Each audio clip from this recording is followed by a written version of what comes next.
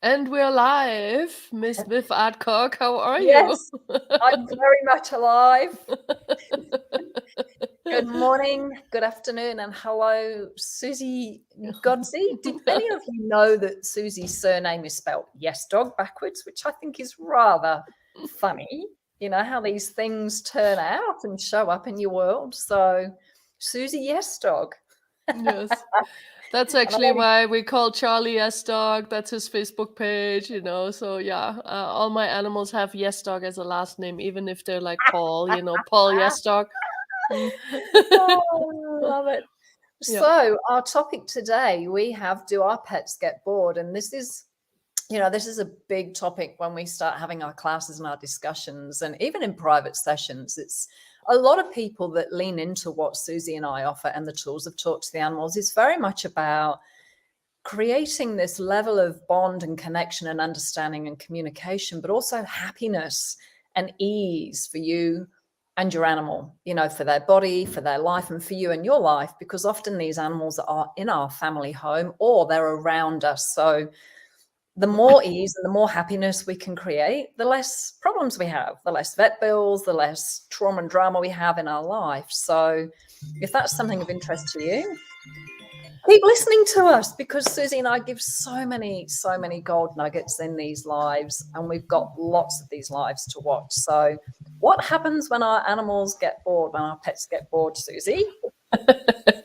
A lot of things can happen. I mean, honestly, I have seen animals get very destructive, where, dogs in particular can start tearing up your furniture, your yard, can do like all sorts of things that are not that fun.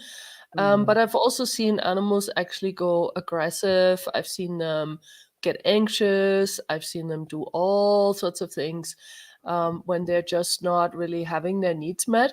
And the funny thing is, like, it doesn't require a whole lot to fulfill their needs, because I also had a friend who was absolutely obsessed with keeping her dog busy all day, and her entire life was to basically make her dog happy. And I would sometimes look at her and go, what about you? Like, are you Mm. enjoying all this, And sometimes she's like, oh no, sometimes I just want to sit at home. I'm like, why aren't you? So this can go both extremes, and I think this is where we have to be really willing to acknowledge that there is the animals, and yes, we're living with them, and there comes a certain thing that we have to fulfill for them, but then also there's us, and we can't live our entire lives just to make the animals happy either. Mm. Yeah, absolutely. And something that I've recognized, just because of the line of work I do more particularly with animals. So I've rescued and rehabilitated and rehomed. I don't like really word rescued them, but that's the topic for another day. But this rehabilitation part and rehoming, a lot of animals have health issues because of that sense of boredom as well. A lot of the animals I've had have been stuck in cages, so they can become very destructive to their own bodies as well, not just mentally anxious and heightened and stressed, but also to their bodies. So, maybe some of the viewers have got animals that obsessively lick themselves, or they chirp themselves, or they can keep creating the same problem or issue or health issue over and over and over again. And a lot of people don't even consider that is part of an animal being bored, because for some of us, if we're bored, we start to create crap in our lives, whether we're willing to acknowledge it or not. We like to have lots going on in our world. And when we as people like to have lots going on, when we've got lots going on, we're happy, we're engaged, we're creative, we've got a different energy available. But when we're bored and we don't have enough going on, we start creating crap in our world. So this is just a side note, but it's totally relatable to your animals as well. And, we live with our animals. If these are domestic animals in your home, they're also going to be picking up your energy. So if you're bored and you're getting destructive in your own world, they're also very, very aware of that. So there's so many different angles that this conversation can go. Totally. But one story I wanted to tell you, which is a bit kind of like, oh my God kind of story, but I had my ex-brother-in-law he bought 2 Labradors. He lived in a tiny house in England, and he bought these 2 Labradors, and he just really wanted these Labradors. Anyway, 2 puppies together. He went out all day. So he came home one day and the couch was completely destroyed. There was just the metal frame of it left, literally. And then after he tidied that up, about 6 months later, he came home, and I don't know how they did this, but they'd stripped the wallpaper off the wall. They'd managed to find little parts and pieces, and it's like, oh, this is fun.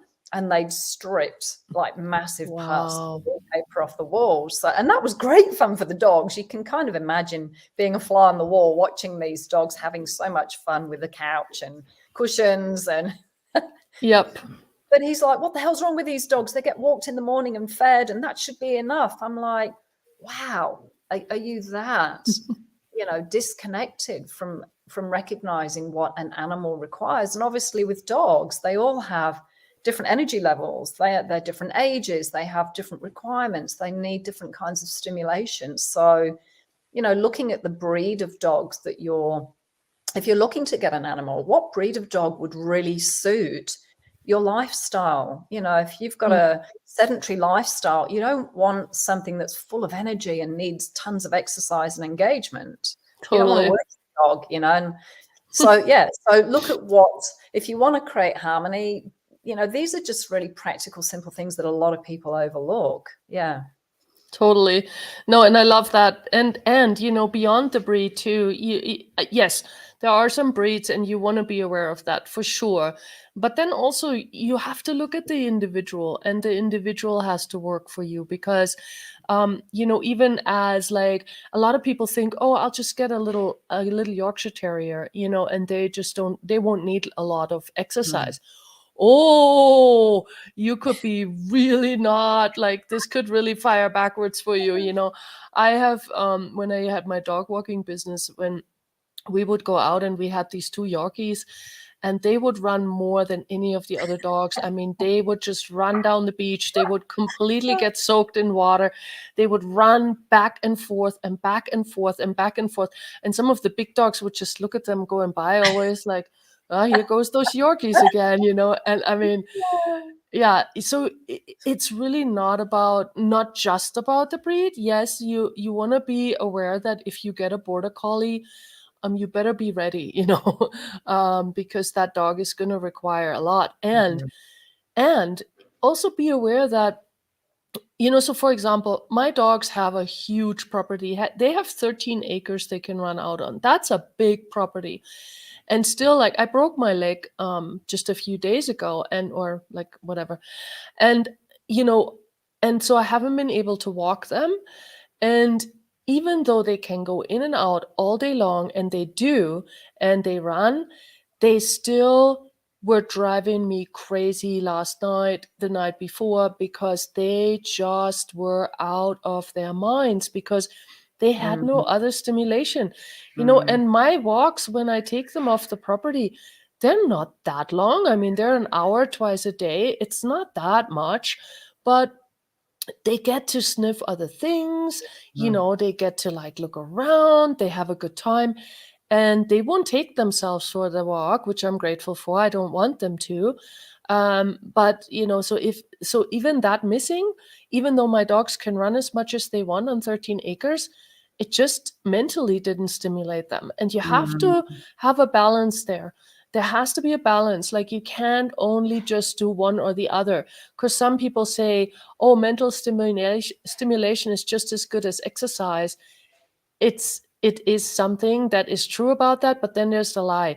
And please, guys, just really figure out, like, how much mental stimulation does your dog require, and how much physical exercise does your dog require for them to actually be happy. And that's really that's the part where you have to be willing to stay present. Like Viv was saying, her brother was like, oh, isn't this enough? Yeah, that seems like a question with a question mark, but he had assumed it should be enough. Yeah, and choice creates awareness. He made his choice and he got the awareness. Yeah, and that's a really important part too, Susie, because I think a lot of people overlook, if you've got a highly intelligent dog, and how do you find out? you engage with each individual animal. We don't just, oh, well, this is a Labrador and this is a Border Collie and we don't put them in the box. You know, it's like getting to know people, or if you've got children, each of them has a different personality. So yes, be aware of the breed, but that's by no means, you know, here's your stamp, this is how it's going to turn out. Different dogs are going to require different things. So if you have a very intelligent dog, they require a different level of mental stimulation. And what is that? You know, what is mental stimulation for a dog? Well, spend time with your dog, observe it, watch it, put it in different environments, try different things, you know, take them for walks with different dogs, take them to different places, hide things, play with them. You know, there's so many different directions that you can go in to get them using that mental stimulation, that mental part of themselves. And if they're highly physical, okay, so what's a good walk for them? How long does their body really enjoy and require a walk for? And so with the tools of Talk to the Animals, we teach people very much how to truly ask a question and wait to receive the information and the awareness from the animal. And you don't have to do a course to do this. Just right now, start asking, hey, what do you require? What would be fun for you? What stimulates you? What would make you feel really satisfied and sleep really deeply? You know, what is it that increases your happiness? Can you show me? Can you tell me? Can you let me know what that is? And so I can fulfill that.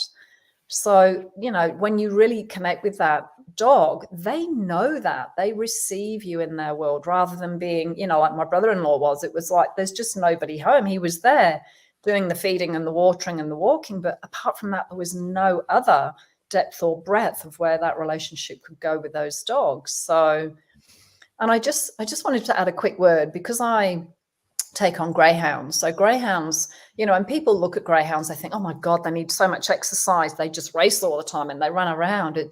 Their nickname is the 30-mile-an-hour lounge lizard, because they do these things called zoomies. And for any of you that have any kind of greyhoundy type dog, you'll get what I'm saying. They do their mad, literally 5 minutes where they zoom around the garden and chase each other and play and whatever. And then they are fast asleep for about 23 hours. If you're an apartment, if you want a dog that just lies on the couch or sleeps most of the day and has a really low energy, you know, and doesn't have much of a demand physically or mentally, they're great dogs. But again, it's like we have these perceptions of certain breeds need certain things. So, you know, it's just, again, going back to that question, what is it that you require? What can I add to your life that will make you happier? You know, can you show me? Yeah. And the fun thing is that the animal will also show you what is fun for them. And not everything that's out there is fun for every dog. You know, I mean, you have some dogs that really like to go swimming. And you have dogs that don't like the water. And the spectrum is with all of these things. You know, some dogs like to chase balls. Other dogs are like looking at you like, what is this thing? What? You know, throw it, you know, go get it yourself, kind of a deal. And you know, but find out what makes your dog actually tick, what is fun for them. And really then stay also in tune with their body, because sometimes I also see people that will just go outside and throw the ball 20 times till their dog is like you know, and then they're like, okay, good, now the dog will sleep. Then I sometimes wonder, like, why again do you have a dog? And if that is really, if it becomes a chore only, and really there isn't anything else that's there with it, then maybe have a look at it. Like, what is this? You know, am I really enjoying this relationship? Because if it's really just about, oh, let me throw the ball 20 times so you're tired, well, yeah, that's one way to do it. But you know, how much fun is that for you? How much fun is that for them? And just really maybe be brutally honest with you. Is that actually working? You know, or is it just something you're doing now because you have a dog? You know. Yeah, and also the other part of this, and again, this is where I sound like I'm really plugging Talk to the Animals. I am, because it's amazing. But you develop this energetic relationship as well. Imagine if you never spoke to your animal, you're overseas and you're traveling, but you can still have a total dynamic, energetic relationship where there is this constant gifting and receiving. So this is another level of stimulation where the animal is received and senses you in their world. Because I think when people go away, I mean, going out to work every day, if you're walking out feeling really, really guilty and bad about leaving your dog, that's the energy, that's the communication that the dog receives really loudly, and it confuses them. So, you know, what energetic level of stimulation and engagement can you be with that animal where they don't have that sense of they need to get distracted or they need to entertain themselves with things, because they can sense you still in their world. They're not, you know, thinking that you've disappeared or that you've left them. You know, and I'll regularly talk to my dog telepathically, energetically, psychically, whichever word you want to use, and she gets it more and more and more. And I've really tested this theory of you can't teach old dogs new tricks. So my dog, when I took her on, I adopted her, was 6 years old, and she'd only ever known racing. There was very little connection or presence with people. And so it was a big, you know, 180 for her. There was a big stretch, but I knew before I adopted her, she was actually capable of this, which is partly why I took her on. And the vocabulary that she has learned energetically with me it just constantly astounds me. It just constantly astounds me. You know, it could just be, right, we're getting ready to go out in 5 minutes and she's fast asleep, and then she'll stir and wake up. So it's just, it creates more of this fluidity and oneness with your animal. Because if you think about animals in a pack, this is how I would assume that they communicate. They get they get the shift of energy. They perceive it, you know, and they're not all sitting there going, okay, Hal, get your boots and shoes on and you leave. We're going out. Oh, and Sally, don't forget your poo bags. And we're going in the car. We're going in the car. We're going in the car. You know, they have this energetic communication all the time. They're with each other. They're intensely present with each other. So they sense that subtle shift of energy. So there's a whole other conversation. There's a whole other realm. That is actually a good conversation that we might have. But when you just said that thing with, you know, like going, basically leaving the house and all that kind of stuff, how many people really often try to sneak out because they don't want their animals to know that they're leaving? But I have noticed so many times the dog knows when I grab my keys and they hear the sound and they know I'm actually going with my car, or I'm just getting something out of the car. I mean, honestly, so many times, like when I grab my keys to just get something from the car, they're like, you know, they keep snoring. But if they know I'm leaving, they're like, hey, okay, are we coming? What's up? And, you know, that's the kind of thing where I think people think too much about the acts, you know, oh, we're going for WALK, you know, as if like, you know, no, it's the energy you're having, not the word you're using. Yes, dogs are capable of learning words for sure. And yes, you can make them excited about, you know, let's go for a walk. And yes, they know that word, but it's also, again, the energy you're being, let's go for a walk, you know, is different than another energy. And that's the part you have to be aware of. Like Viv is saying, guys, when you start to really get that you are constantly energetically communicating with your animal, life is going to get so much more interesting in that way, because you stop looking for these weird things like, oh, I better take my shoes in another room and tie them there because they're going to watch me. You know, like yeah. I've got a friend whose dog knows by which pair of shoes he's putting on as to what that means to the dog as well, which I'm like, wow, that's really smart. You know, if it's his running shoes, it's like, oh, I'm home. But if it's hiking shoes, he's like, oh, is it me? Is it me? Are we? You know, so, you know, please don't underestimate how incredibly smart our animals are. And we're including cats. We're not just talking about dogs.